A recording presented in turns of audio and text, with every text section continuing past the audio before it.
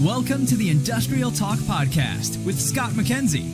Scott is a passionate industry professional dedicated to transferring cutting-edge, industry-focused innovations and trends while highlighting the men and women who keep the world moving.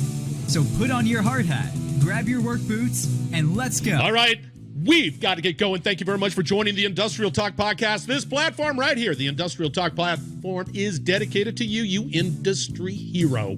You are bold, you are brave, you dare greatly, you innovate like nobody's business, and you're changing the world, and you're changing lives. Tell me why we don't celebrate you. Tell me. I'm sitting here. Doggone it. All right. In the hot seat today, we've got a great interview with a gentleman by the name of James Upton. Comes from Ergon. And you know what we're going to be talking about? You're going to say, Scott, you're going to whine a little. No. We're talking about safety science. Safety frickin' science with James Upton. So let's get cracking. So anyway, listeners, here's the deal. We are all, and we've got to be about safety, right?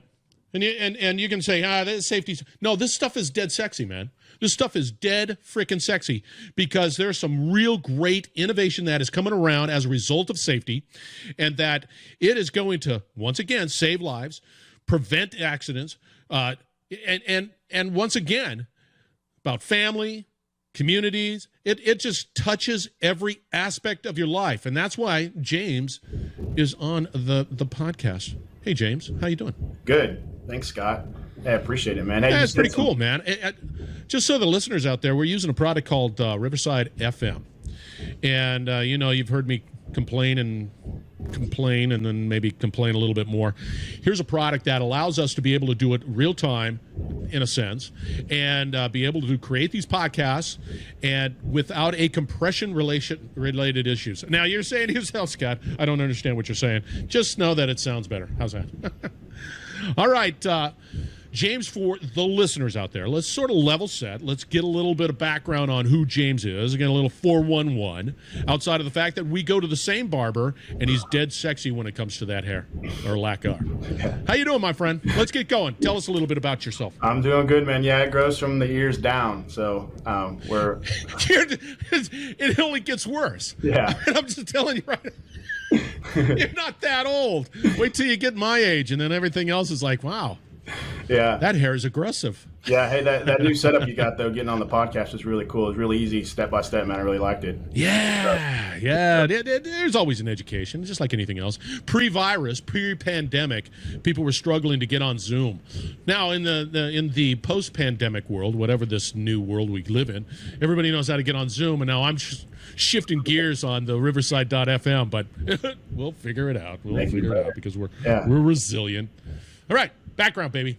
Yeah, so I'm from originally from Oklahoma. I've kind of made my way around the country working in different facets of the oil and gas industry and heavy construction. So I started out as an iron worker, working from the neck down for wages. But it's the one thing I'm most proud of. I loved the hard work. I love being out there and working with my hands on, and that's really where my heart is. And that's really where I get a lot of my passion and drive for what I do for safety, because I've been out there in the trenches. I've been the guy who's been asked to do things that I wasn't really comfortable with doing. And I've also been the guy who's made the mistake and been like, man, I didn't really mean to make that mistake. And I knew I didn't mean to make that mistake. So that's kind of helped form my background. And now I currently live in Jackson, Mississippi, and I work for a great company, Ergon. We do all kinds of interesting stuff. It's a wide variety that I get exposed to. I mean, we got boats that we're working with. We got trucks. We got refineries. We got asphalt. It's a very wide array of hazardous energy that's in our environment that we have to work really hard to take control of. You got a lot of moving parts. Yeah. I mean, and that to me is challenging. And that's pretty cool. That's a great summary of who James is. But when you were doing ironwork, were you climbing I-beams and all that stuff? Yeah, I mean, it's all the whole part of it. That's that's what I loved about it, the physical part of it. I grew up wrestling, right? So I'm kind of got that wrestler attitude, and there's a bunch of competition with a bunch of iron workers. So it was definitely right up my alley. And it was fun. Oh yeah, I got to ask the question real quick. When I was a lineman, journeyman lineman, and we were building towers and all that good stuff, it's with the towers. At least you got climbability. You got all that lattice work, right? And I can climb and do everything. And you're just it's like one big monkey. Don't go out there and climb those towers. Don't do that. However, it's like you got plenty of things to hold on to. Steel working, you got an I-beam. Yeah, you're shoving your foot in that wedge and just trying to get up there. There's not a lot to hold on to. No, there isn't.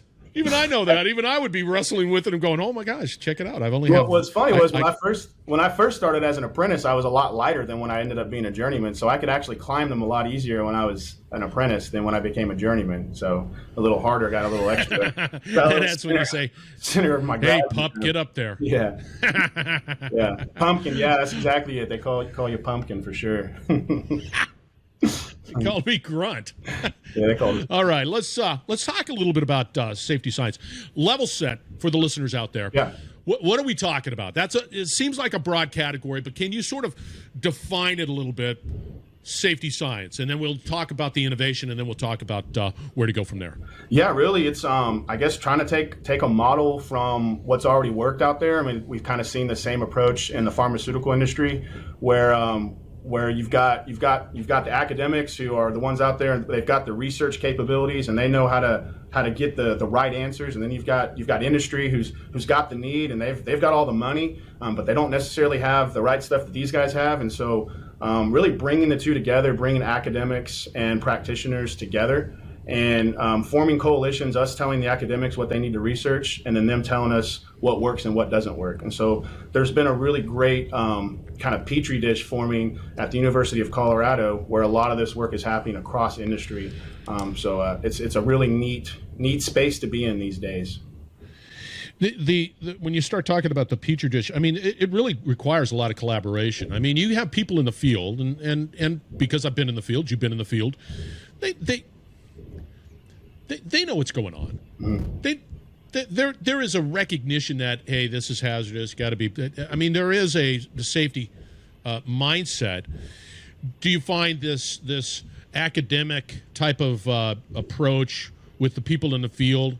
Are you seeing more collaboration to work for greater solutions? Yeah, definitely. I mean, so like you said, I mean, workers out there, you know, I might argue a little bit that don't necessarily know always what they're seeing, and I would say that's what science is telling us, and that's where the safety science comes Interesting. in. And that's where this approach called Energy Based Hazzard Recognition kind of had its genesis, and it's basically recognizing that human beings have a lot going on in our daily environment. There's so many stimuluses coming in, and it's one of those things like when you get in your car and you drive home and you end up in the driveway, you know, like you don't really know how you got there, but yet you did all kinds of like complex risk and motor analysis, and you got there, right? Well, it's the same thing in a job site. When you go out there and you're asking people to do things, a lot of times they just go in autopilot, and we're only recognizing hazards that we have really our senses for, basic senses for, so like motion and gravity. We have basic primal senses for that, but it's those higher level hazards like electrical and pressure, just to name a few, that we don't really necessarily have a sense for, that takes a separate part of our brain to recognize. And so what we did as industry is we were always checking this box, failed to recognize hazard. And so then we came to the academics and we said, hey, why do we always have fail to recognize hazard as a root cause analysis? And then they took that and they started looking at, well, how does the brain work? What's the psychology of it? What's the physiology of it? How do you actually see the world? And that's where the safety science part is really starting to come to fruition. See, I think that's really interesting, because you're absolutely correct. You go to a lot of these organizations around the country, whatever, safety, and safety is important. Don't get me wrong, and it has to be an elevated conversation for all to have, right? But what companies got into is like, hey, all right, for recognition, we're going to place this poster right up against the wall and say safety. Look, you know, and trying to create awareness that way. But then when they would leave, go through the door to their work, they don't remember that poster. Why is that? Why is that the case? Why do we humans want to cut corners? I think it's a lot to do. There's a lot of context that goes into that.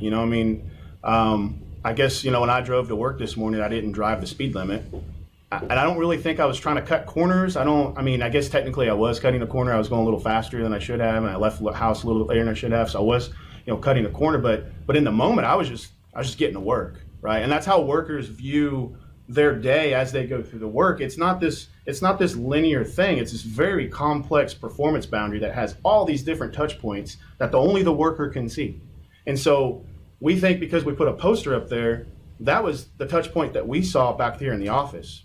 But we didn't see all these other things, these production schedule, environmental issues that are pushing the performance boundary for the worker. And that's why, we have to, if you think the poster is working and you're seeing it's not, it's because you're not going down and asking the worker what does work. If that kind of ties together and makes sense. No, it does. But do you think that there's a sense of numbness that also, and I don't have an answer. I've been there, done that. And we have these meetings and we talk about safety and we talk about this, and is it truly resonating, or is it just sort of noise that we're just sort of here's the safety section of our tailgate? Yeah. No, definitely. I would say that I hope that my safety program doesn't look that way, but because I've sat through those, I know what you're getting at. I've been there too. The guy sitting there, it's like, all right, yeah. And a lot of that is just has to do with the delivery. You know what I mean? But it's also that's culture. A good point. Yeah, it's also a lot of your culture, and interestingly enough, they're part of the CSRA. We've developed a very rigorous scorecard and guideline for effective leadership engagements. So having effective leadership engagements, talking safety in the field and doing it in a meaningful way. So there's two ways you can measure things, right? You can measure frequency and you can measure quality. And so when you're only measuring frequency and it's like, okay, we got to have this safety meeting every day and we got to do it all the time, and it just kind of does that noise and it just hums out. I'm telling you, it does. That's because you're not doing it good. I'd rather you do, one safety meeting a month, really good. And I got this sitting on my desk. I know people at home can't see it, but this is a fake hand. Yeah, they can. There's a video. If you're out on video, you can see this fake hand. Yeah. Looks a little creepy, this by fake the hand way. is one of these things that I'm talking about that engages people. And this is it's a hand made out of ballistic gel. It's got dowel rods in here that have the same breaking strength as bones. It's even got a spot here you can put blood into it and squirt blood. It is creepy. Yeah, so if I did this, I'd rather take this fake hand out and show people why they need to use the right type of glove, and keep their hands out of mechanical energies, and really impact them, because that's what the research says. If you show them something impactful, their future risk assessment will be different, which is what we want. We want to impact them in the future. And so if you do something meaningful and fun and do quality instead of quantity, you get rid of that kind of like interesting? And that's something that's coming out of the research about leading indicators. It's more about the quality than the quantity. See, I like that. You mentioned briefly CSRA. That's an acronym for something. What does it stand for? Yeah, sorry. Yeah, so it's the Construction Safety Research Alliance, and that's head up by Dr. Matthew Hallowell at the University of Colorado, and it's a collaboration with a lot of industry giants from all over. Yeah, that is pretty doggone cool, and you're absolutely right. And it doesn't just and because we're talking about safety, we're talking about the science of safety and all of that good stuff, and the innovation that's coming down the turnpike. And we're going to be talking a little bit about those points. But I think you're absolutely spot on when we start talking about. There's a point. If I'm coming at you with a tsunami of just safety stuff, whoa, here we go, jump on board. People are they're just naturally going to go numb. They're just naturally going to have some challenges associated with that. But when you start talking about quality, truly impactful quality, but that requires you to think, right? It requires you to dedicate your time. But the science has proven out that it is better to have a good quality conversation as opposed to a quantity. Yeah. And boy, did we get in, we definitely get into a quantity type of thing. Yeah. Steel toe boots, do this, do that, long sleeve, that, and you just sit there, and it's numbing. Well, it's the wrong thing to focus on, right? And again, going back to the data and the science, OSHA recordable rates have been going down steadily since we've been recording them. I mean, there's a steady decrease.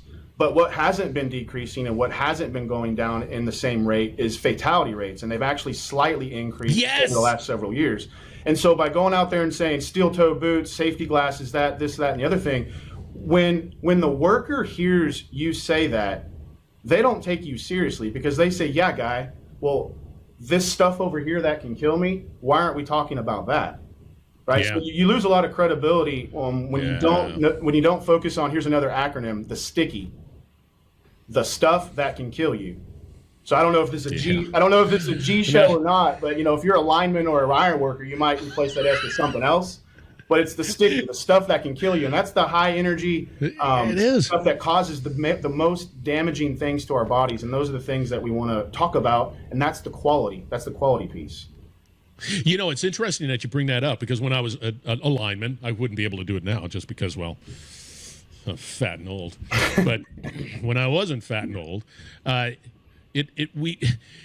we'd always joke about how gravity becomes a bit more powerful as you climb that tower, and you're able to you're in tune with a lot more safety stuff. And there's a lot of stuff that can kill you up there, and you're just razor focused, right, on those items. No ifs, ands, or buts. And it's not even that. Your partner, whoever that journeyman is, he's also laser focused because they don't want to. It just works out that way. Yeah. And you might, the accidents that would happen, or dumb stuff of picking up something heavy and I threw my back out, right? Things like that. But rarely, I mean, super duper rarely, did anybody ever climb a tower and fall. It never happened. Well, same like with us ironworking, everybody usually walked off a building instead of fell off of it. When they're decking, they just walk right off the back of it. And that is in line with exactly what you're talking about. Now, you mentioned a couple of things, and we're going to go to this point by point. Yeah. Define energy-based hazard recognition. Okay. Yeah, so this is something I really like. This is one of my favorite things to talk about. So the elevator conversation, I kind of bet you people just like, here comes James, and he's going to be talking about that. I kind of touched on it a little bit about the ways your brain works, and essentially this research produced two technologies. The first technology is an energy icon, and basically there's 10 energies in our environment that cause damage to our bodies, which are injuries. So every injury is the result of an energy contact. And so you've got these different energies in your job site, and the idea is to use this simple icon wheel, and it's a circle that has 10 icons that represent the different hazards, the different energies in our environment. Hold on. Give me an example of an energy hazard, because where I'm going. I'm going down the road of, don't touch that wire. Yeah, so you would say, okay, so gravity, right? Gravity is an energy. Motion is an energy. Mechanical, electrical, pressure, sound, radiation, biological, which is a big one now. We really didn't recognize biological hazards too much before. Chemical and temperature. So these are all hazards in our environment that are energies in our environment that can cause injuries.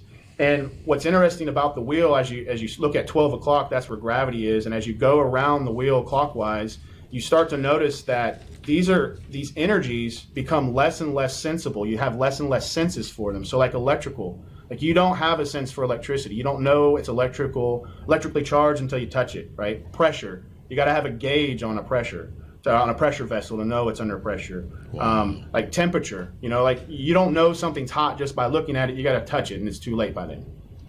So the idea is to use our brains the way that it was made, and when you use this icon, this wheel, and you're in your environment, it makes your brain stop and use that higher process order part of it that you usually want to skip over and recognize these different hazards you don't have senses for. And the research showed that the average person before the intervention could only do 45% of hazards in their environment.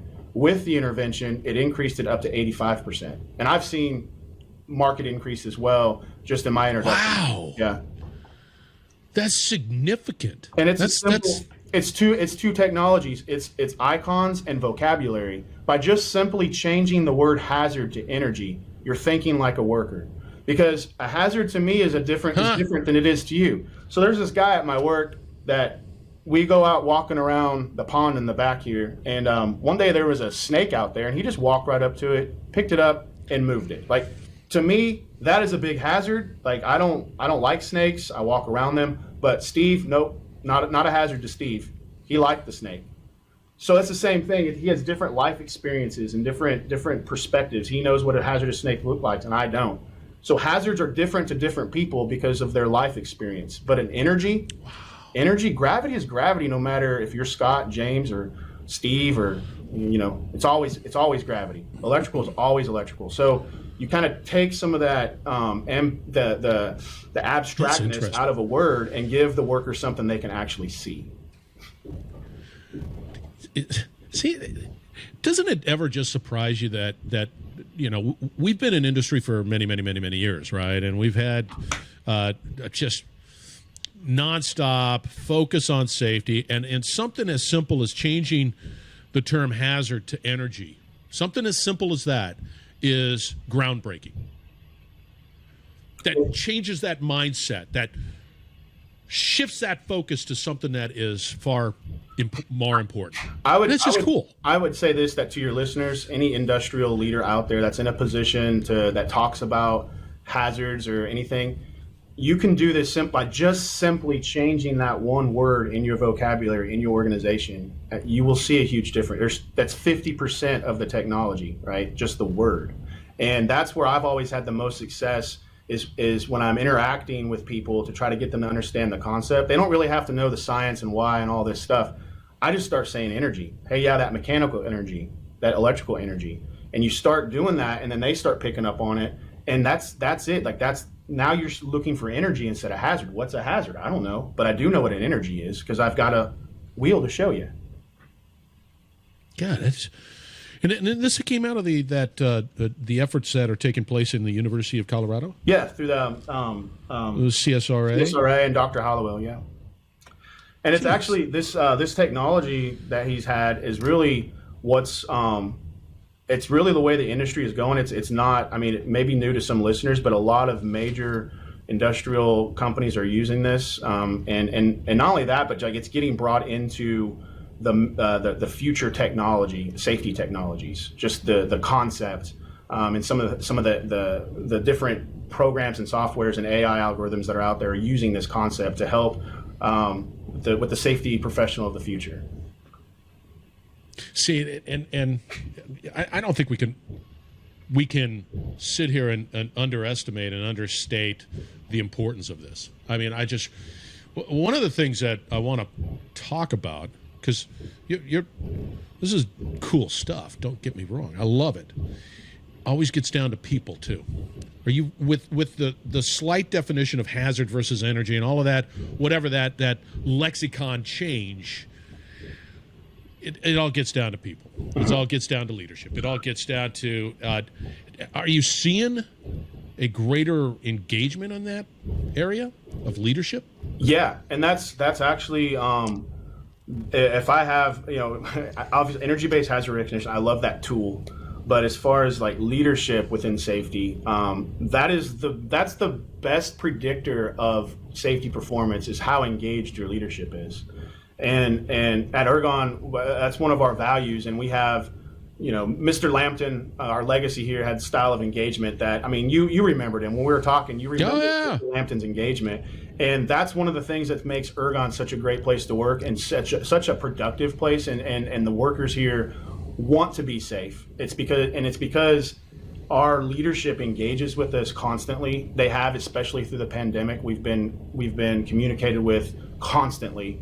And that has really shown a step change over the last 3 years in our safety performance here at Ergon. So the leadership is definitely like it's the key ingredient, and then it's understanding that workers aren't the problem to be solved, but they are the people who can solve the problem, if that makes sense. They're not the problem. No, it does. They're the problem solvers.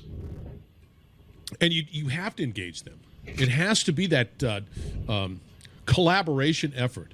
I mean, it just does. Yeah. And I really enjoyed the fact that you talk. Whether we like it or not, we get lazy, and we do. And I like the fact that we pointed out some really interesting solutions and true engagement when it comes to the recognition, and I like the energy component. It makes sense to me, because when I was climbing, don't touch that. Don't, you just knew. You just knew what was important and what wasn't important. Yeah. And I think that that's important. And I like the fact that you guys are collaborating in that area too. I don't know, man. It's a brave new world out there. Yeah, it's exciting to be a part of. It really is. And we just scratched the surface. We ran out of time. We've just scratched the surface. We didn't even talk about AI. Oh, man.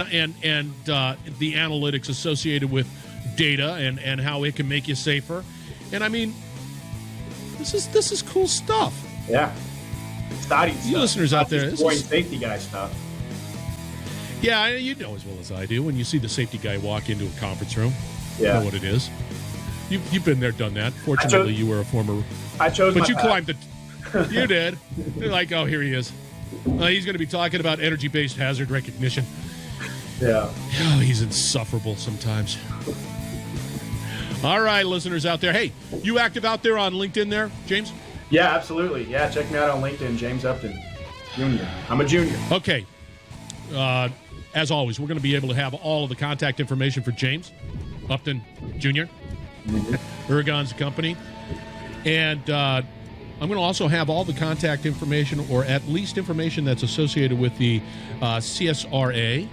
I want to be able to have that as a resource out there on industrialtalk.com. James, you're awesome.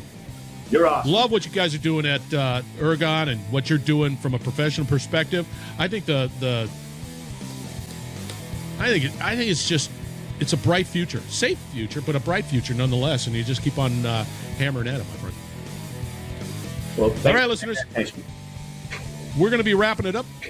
Thank you very much. You know as well as I do, go out to industrialtalk.com, find out all the contact information from James Upton, and everything in between. It's going to all be out there. Thank you very much for joining the Industrial Talk podcast, and we're going to be back with another great conversation shortly.